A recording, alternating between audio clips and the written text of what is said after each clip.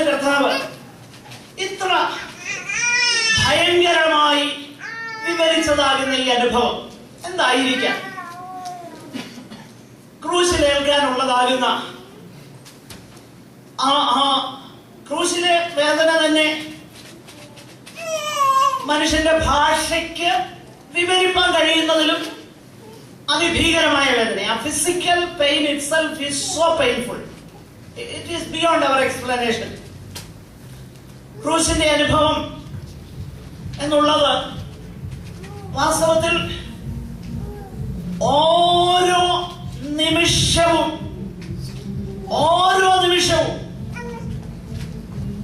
ഓരോ മിനിറ്റും വേദനയും, ഭയങ്കര വേദനയും, മണിക്കൂറുകൾ കൊണ്ട് മരിക്കുന്ന ഒരു അനുഭവമാണ് ക്രൂശ്. അത് മനസ്സിലാക്കണം. ആ ഫിസിക്കൽ സഫറിങ് പോലും നമുക്ക് ചിന്തിക്കാൻ പറ്റുന്നതല്ല. മണിക്കൂറുകൾ കൊണ്ട് മരിക്കുന്ന ഒരു അനുഭവമാണ് ക്രൂശ്. അതുകൊണ്ടാണ് ഈ ക്രൂശിക്കപ്പെടുന്ന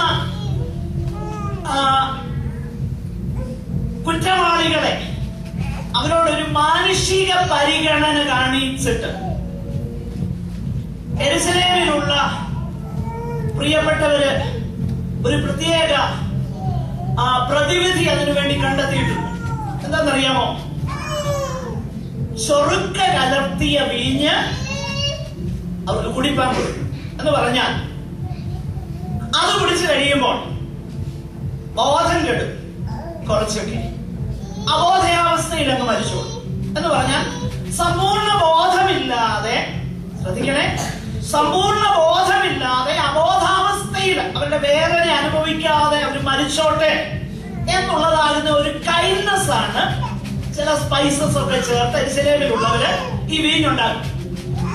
അങ്ങനെയുള്ള വീഞ്ഞ് സ്പോഞ്ചിന്മേലാക്കി കുടിപ്പാൻ കൊടുത്തപ്പോ യേശു എന്ത് ചെയ്തെന്നറിയാമോ? രുചി നോക്കിയാറേ കർത്താവിന് എന്തില്ല, കുടിപ്പാൻ മനസ്സായില്ല. കാരണം പിതാവ് നൽകിയതാകുന്ന പാനപാത്രം സമ്പൂർണമായി അവിടുന്ന് കുടിച്ച് തീർപ്പാനായി ആഗ്രഹിച്ചപ്പോൾ മനുഷ്യന്റെ കുറുക്കുവഴികളൊന്നും താൻ ആഗ്രഹിച്ചില്ല. അതതിന്റെ കാര്യം.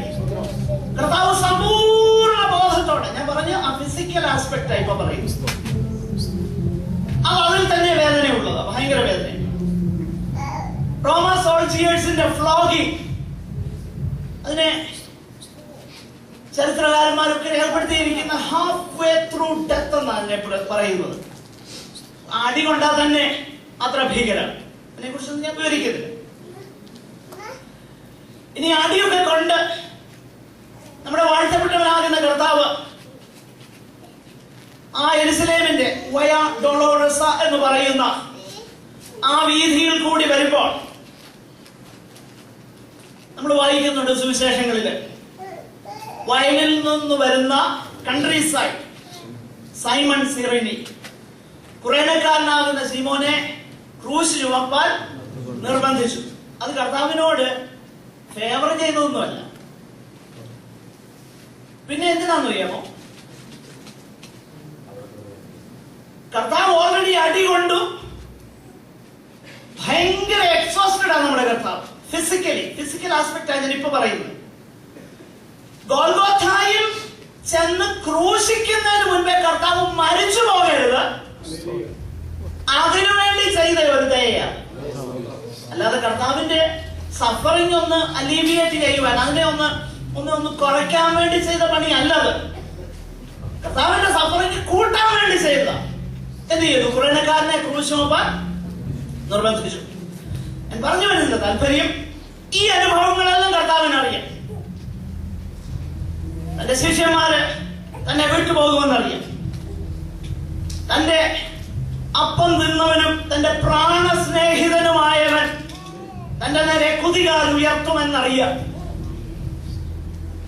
കൂടെ മരിക്കുമെന്ന് പറഞ്ഞ പത്രോസ് തന്നെ തള്ളിക്കളയുമെന്നറിയാം. തന്റെ കൈകൊണ്ട് നന്മ അനുഭവിച്ച അനേക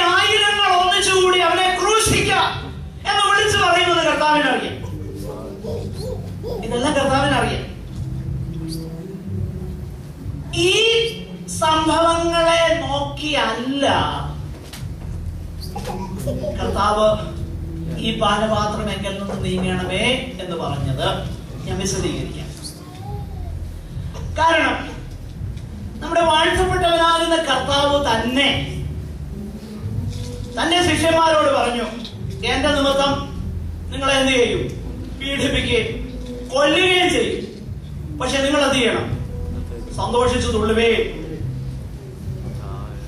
അവിടുത്തെ അരുമ ശിഷ്യന്മാരെ സൻഹെദ്രീൻ സംഘത്തിന്റെ മുൻപാകെ വരുത്തി അടുപ്പിച്ചു വിട്ടയച്ചപ്പോൾ അപ്പോസ്തലപ്രവൃത്തി 5-ാം അധ്യായത്തിൽ നമ്മളത് വായിക്കുന്നുണ്ട്.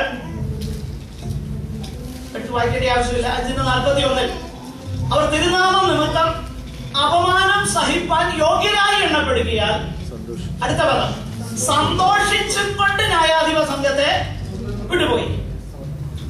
അപ്പൊ ശിഷ്യന്മാര് ശ്രദ്ധിച്ചേ, ഈ ക്രൂശിലെ ഫിസിക്കൽ സഫറിംഗ് ആണ് അതിനെ ആ കർത്താവ് പേടിച്ചതെങ്കിൽ ഈ ശിഷ്യന്മാർക്ക് സന്തോഷത്തോടെ അത് സഹിപ്പാൻ കഴിയുമായിരുന്നോ? ഇല്ല. എന്തിനേറെ ക്രൈസ്തവ സഭയുടെ ചരിത്രം നമ്മൾ പരിശോധിച്ച് നോക്കിക്കഴിഞ്ഞാൽ എത്രയോ വിശുദ്ധന്മാർ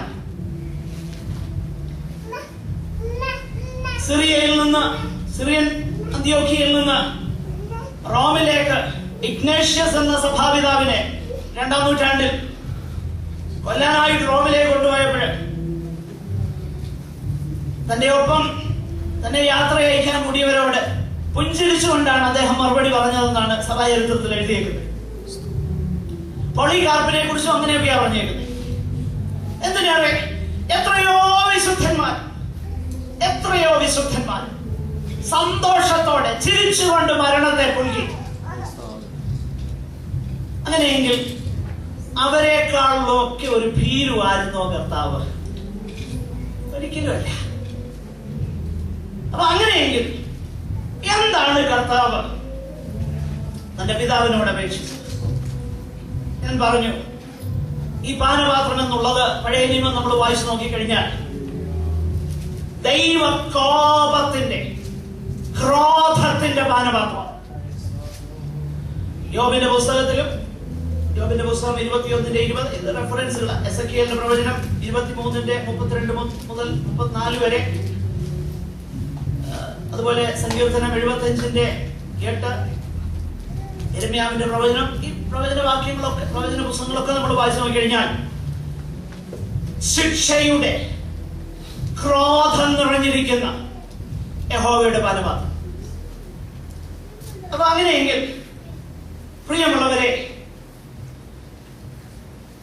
ദൈവത്തിന്റെ പരിശുദ്ധൻ ഈ ഭൂമിയിലേക്ക് വന്നിട്ട് പാപം ചെയ്യാത്ത ദൈവത്തിന്റെ പരിശുദ്ധൻ മുഴു ലോകത്തിന്റെ പാപം അവിടുന്ന് ചെയ്തു, ആ ശിക്ഷ എനിക്കുതാ എന്ന് പറയുന്നത് പോലെ അങ്ങനെ തന്നെ കർത്താവ് ചെയ്തത്. സകല ലോകത്തിന്റെയും പാപത്തിന്റെ കുറ്റം സ്വയമായി ഏറ്റെടുത്തിട്ട് പാപത്തിന്റെ ശമ്പളം മരണം, ദൈവീക കൂട്ടായ്മയിൽ നിന്നും അകറ്റപ്പെടുക എന്നുള്ളതാകുന്ന ആ ഭീകരമാകുന്ന അവസ്ഥയെ മുന്നിൽ കണ്ടുകൊണ്ടാണ് സമ്പൂർണ്ണ മനുഷ്യൻ എന്ന നിലയിൽ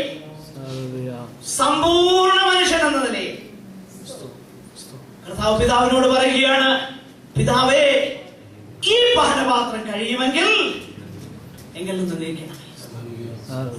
നിർമ്മല ദൃഷ്ടിയുള്ളവൻ, പാപത്തെ നോക്കുവാൻ കഴിയാതെ വണ്ണം നിർമ്മല ദൃഷ്ടിയുള്ളവൻ, പാപം അറിയാത്തവൻ, പാപം ചെയ്യാത്തവൻ, അവനിൽ പാപം ഇല്ല എന്ന് കർത്താവിനെ കുറിച്ച് എഴുതിയിരിക്കുന്നു.